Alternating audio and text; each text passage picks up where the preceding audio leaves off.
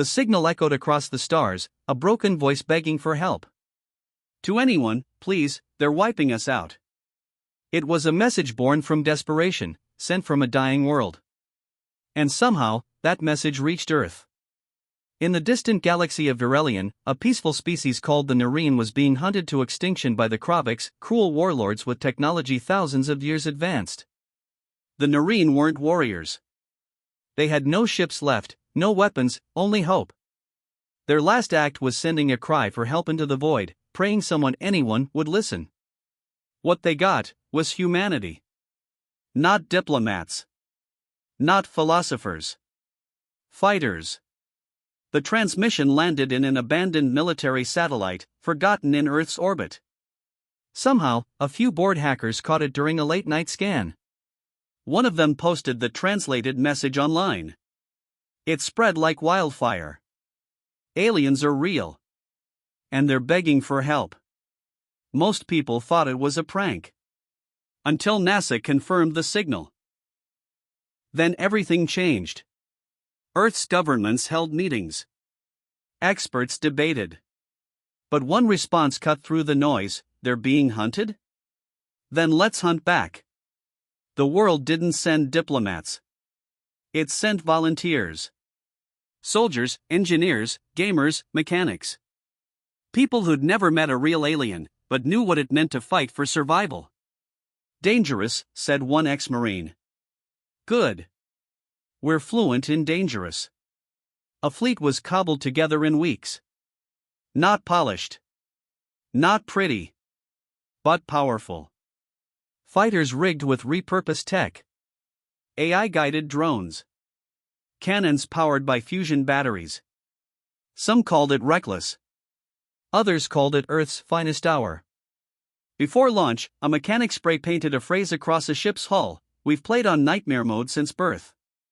The Nareen watched from their shattered moon as unfamiliar ships blinked into orbit. They expected conquerors. But instead, they heard laughter on the comms. Heard you needed backup.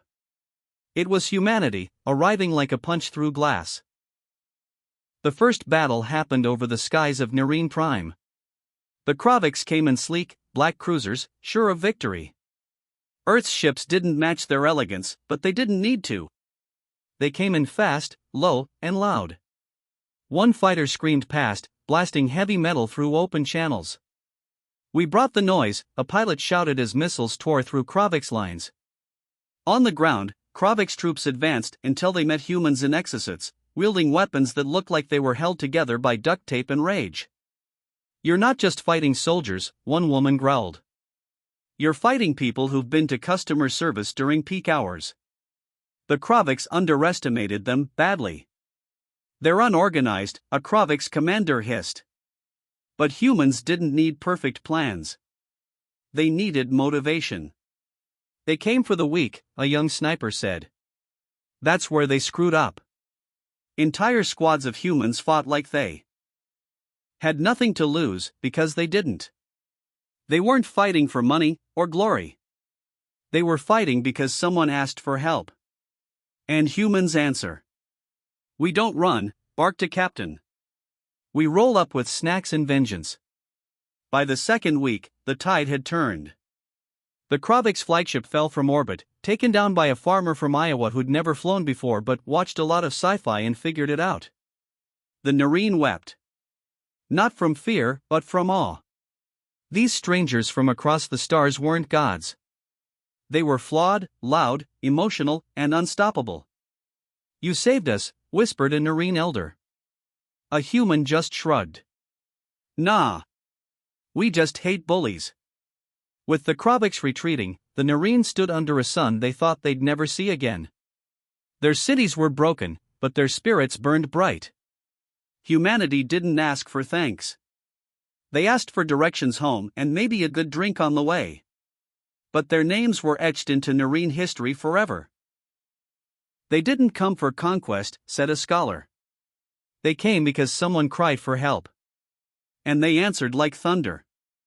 As the last Earthship disappeared into the stars, a Nareen child looked up and whispered, "The dangerous ones, they were kind."